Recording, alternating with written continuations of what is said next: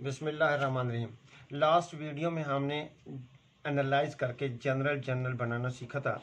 Journalising करने की यानी कि एक बुक बनाना सीखा था कि डेबिट और क्रेडिट उसका रिकॉर्ड है। तो अब हम उससे अगले स्टेप पर जाते हैं कि अब हमारे पास एक जर्नल जिस तरीके से मैंने कहा था कि वहाँ से हम एनालाइज कर रहे थे डेबिट एंड क्रेडिट, फिर हम एंट्री पास कर लेते उसकी किसकी जनरल में जाकर एक बुक बना रहे थे पूरी। अब हमारे पास वही जनरल की बुक बनी हुई है, तो और इस बुक से हम अगले स्टेप पर लाएंगे जनरल लेजर्स, यानी कि इनके हर एक के अलग अलग अकाउंट बनाएंगे जनरल लेजर्स। अच्छा, लेजर्स जो होती हैं वो 3 टाइप्स। फर्स्ट है टी अकाउंट, टी फॉर्म में, यानी कि टी जिस तरीके से ये बना हुआ है टी शेप में।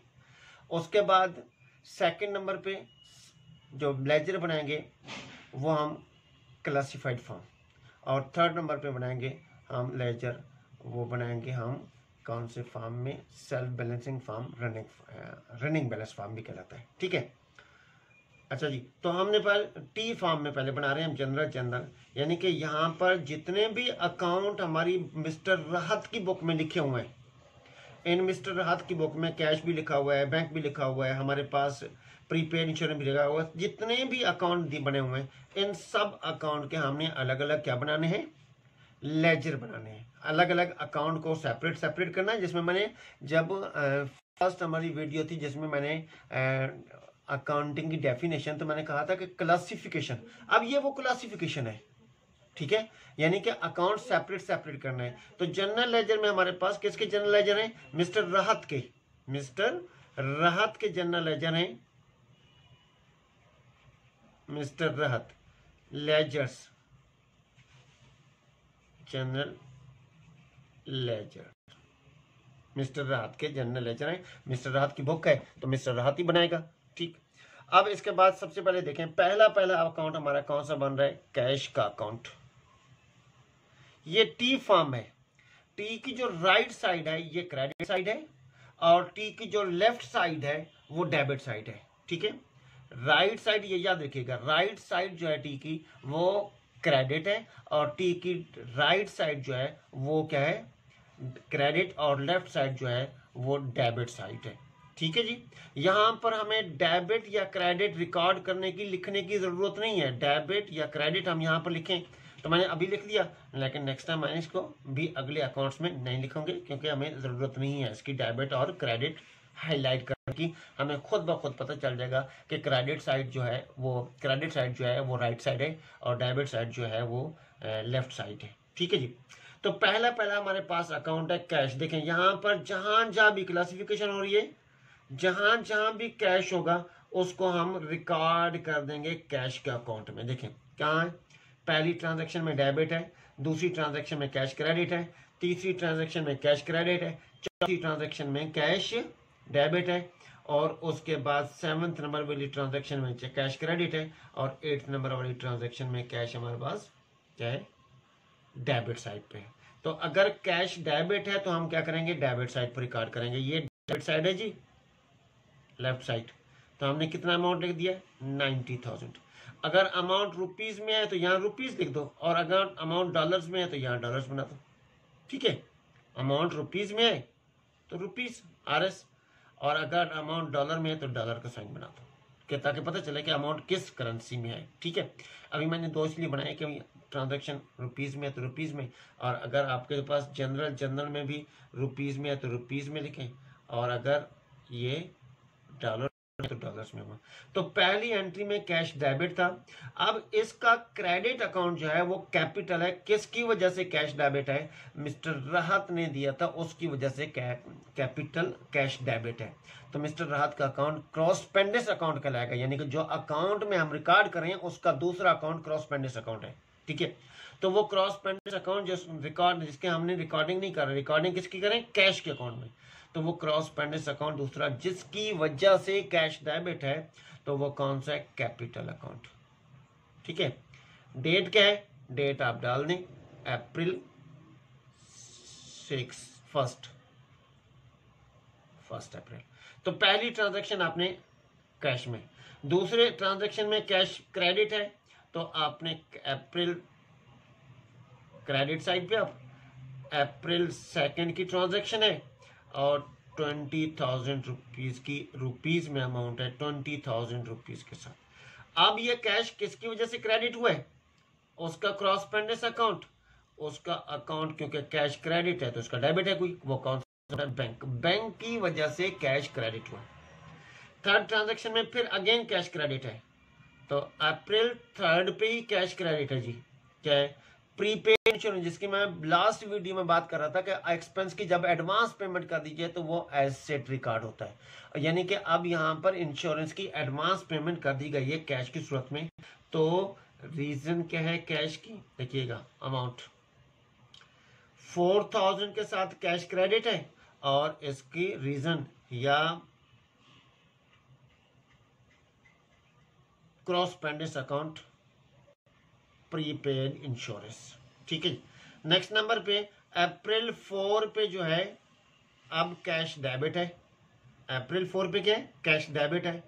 तो कैश डेबिट कितनी अमाउंट के साथ है? 6,000। अब यहां पर इसकी रीजन की क्रेडिट होगी, इसका क्रॉसपेंडेंस अकाउंट अनअर्न्ड रेंट लिखा हुआ है, अनअर्न्ड रेंट या एडवांस रेंट, यानी कि हमने किसी को बिल्डिंग हमने भी किराए पर दी हुई है, या हमने कोई बिल्डिंग का, अपनी बिल्डिंग है बिजनेस की, तो उसका पोर्शन किराए पर दिया हुआ है, उससे जो बिजनेस को रेंट मिला है, इनकम एडवांस ले लिया बट इनकम फ्यूचर में हो जाएगी, तो अनअर्न्ड कहलाएगी, एडवांस रेंट कहलाएगा।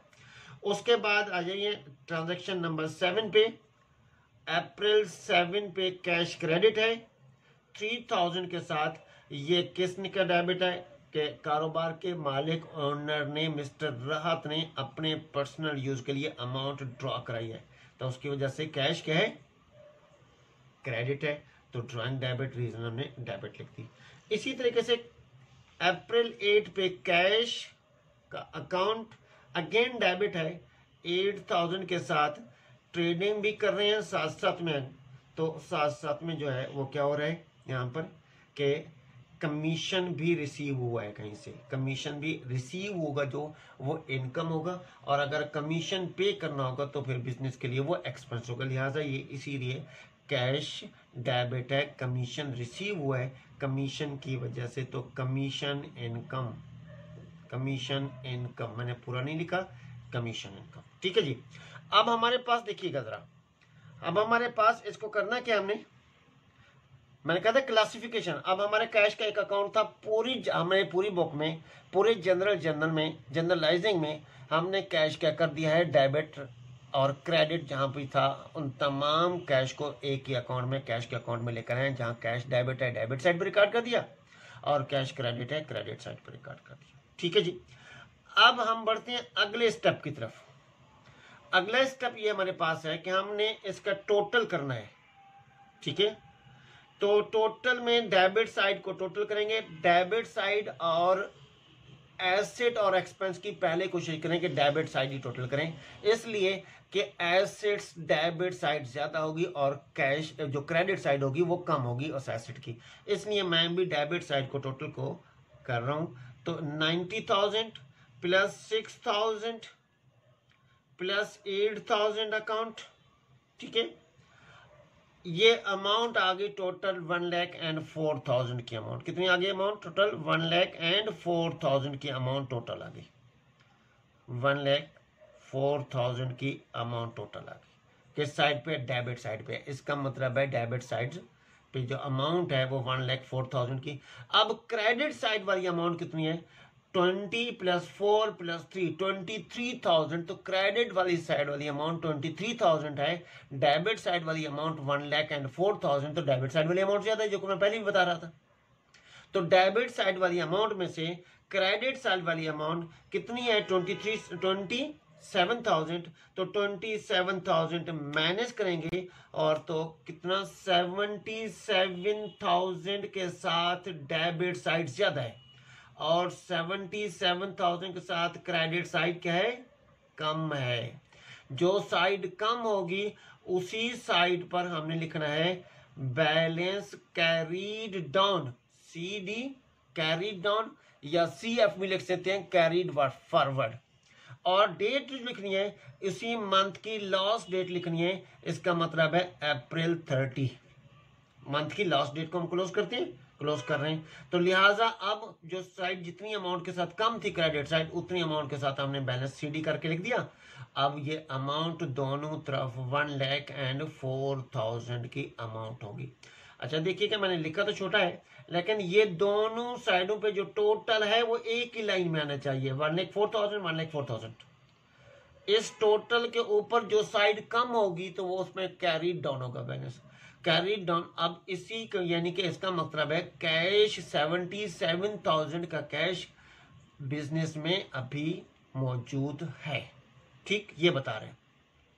अब हमारे पास क्योंकि डेबिट बैलेंस है तो हम इस अमाउंट को डेबिट साइड पर रिकॉर्ड करेंगे, ले आएंगे और इसको लिखेंगे बैलेंस ब्रॉड डाउन या bring down, BD, broad down या ब्रिंग डाउन। जो सीडी कैरी डाउन की अमाउंट है वही हमारी डेबिट साइड की अमाउंट उतनी अमाउंट के साथ ज्यादा है, और जिस साइड पर अमाउंट ज्यादा थी उसी साइड पर टोटल के नीचे, याद रखिएगा। फिर टोटल हमने दोनों एक ही लाइन में लिखना है, और जो साइड कम है उसी साइड पे बैलेंस कैरी डाउन, और क्योंकि जो साइड ज्यादा है फिर टोटल के नीचे जाकर उसी साइड दूसरी साइड पर बैलेंस ब्रॉड डाउन, कि ये हमारा बैलेंस। अब हमने क्लासिफिकेशन के बाद इसको सम किया, अब इस अमाउंट को हमने ट्रांसफर करना है ट्रायल बैलेंस में। ठीक है, तो पहले तो हमने सिर्फ और सिर्फ किसका अकाउंट बना लिया जी, कैश का अकाउंट बना दिया। ठीक, अगला हम अकाउंट बनाने जा रहे हैं कैपिटल का अकाउंट।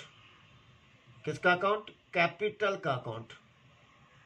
ठीक, कैपिटल का अकाउंट यानी कि ऑनर, कैपिटल किसका है, मिस्टर राहत का है।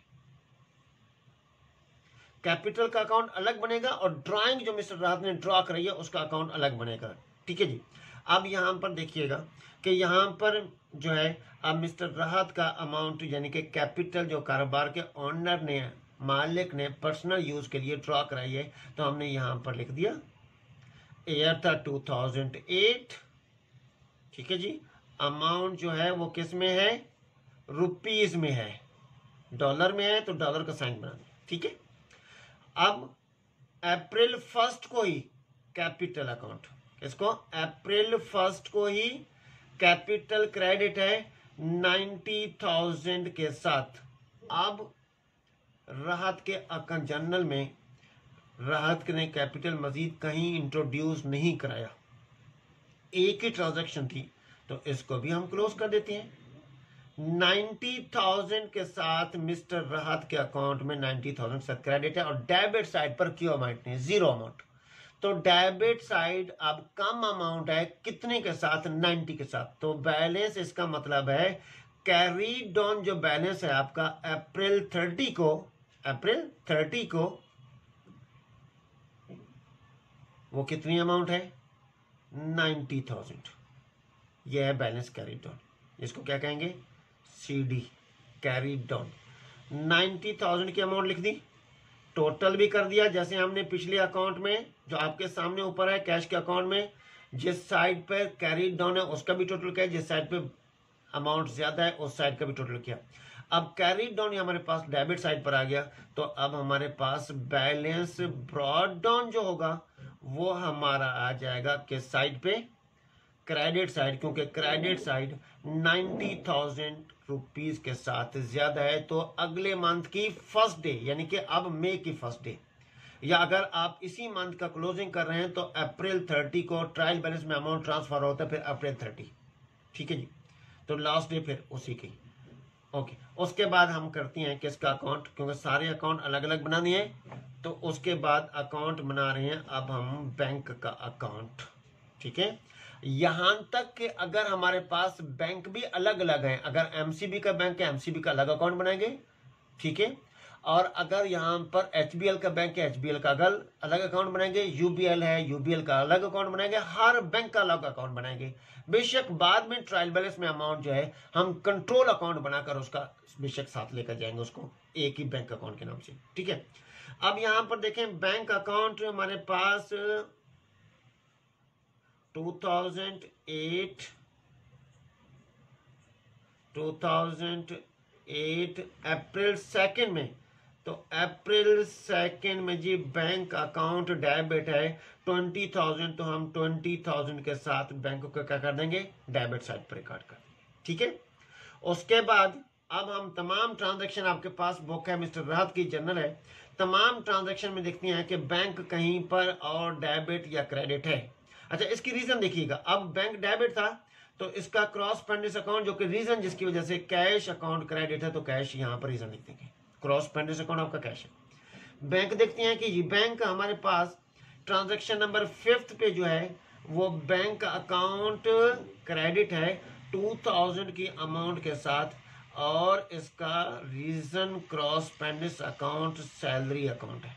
उसके बाद अप्रैल 6 को बैंक डेबिट है 10,000 के साथ, गुड सेल की गई है तो सेल इसकी रीजन है जिसकी वजह से बैंक डेबिट है, और अप्रैल 6 को इसके अलावा और कोई ट्रांजैक्शन नहीं है।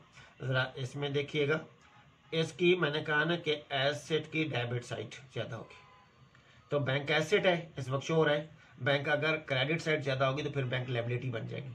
ठीक है, तो 30,000 के साथ बैंक की डेबिट साइड ज्यादा है और बैंक की क्रेडिट साइड पर सिर्फ जस्ट 2,000 है, तो इसका मतलब है 28,000 के साथ बैंक की क्रेडिट साइड कम है, तो इसका मतलब है लास्ट डे पे अप्रैल 30 पे क्लोज किया है, तो बैलेंस हमारा जो कैरीड डाउन, जिसको कैरीड फॉरवर्ड भी लिख सकते हैं हम, तो सीएफ भी लिख सकते हैं, वो अमाउंट 28,000 के साथ कम है। तो अब हम दोनों साइडों का टोटल किया और क्रेडिट साइड पर जो अमाउंट कम थी, शॉर्ट थी अमाउंट, वो भी बैलेंस कैरीड डाउन लिखकर टोटल किया, तो हमारे पास अब 30,000 का, तो बैलेंस इसका ब्रॉड डाउन जो है, balance broad down indicate show कर रहा है कि ये बैंक डेबिट साइड ज्यादा है, तो डेबिट साइड पर 28,000। जिस तरीके से मैं लेजर में लिख रहा हूँ कि टोटल के ऊपर ही हमने क्या लिखना है, कैरी डाउन की अमाउंट, और टोटल दोनों एक साइड एक ही लाइन में हो,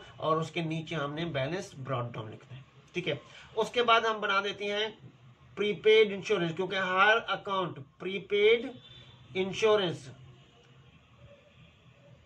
तमाम अकाउंट अलग अलग रिकॉर्ड करने। अगर इंश्योरेंस एक्सपेंस होता है उसका अलग रिकॉर्ड में करते, रेंट होता है उसका अलग, अनअर्न्ड रेंट है अलग, रेंट एक्सपेंस है अलग, एडवर्टाइजमेंट है अलग, तमाम एक्सपेंस, तमाम अकाउंट, अगर परचेज का अकाउंट है अलग, परचेज रिटर्न का अकाउंट है अलग, उसके साथ सेल का अकाउंट अलग, सेल रिटर्न का अलग अकाउंट अलग, इसी तरीके से क्लासिफिकेशन उससे होगी, तमाम अकाउंट हमने अलग अलग रिकॉर्ड करने हैं।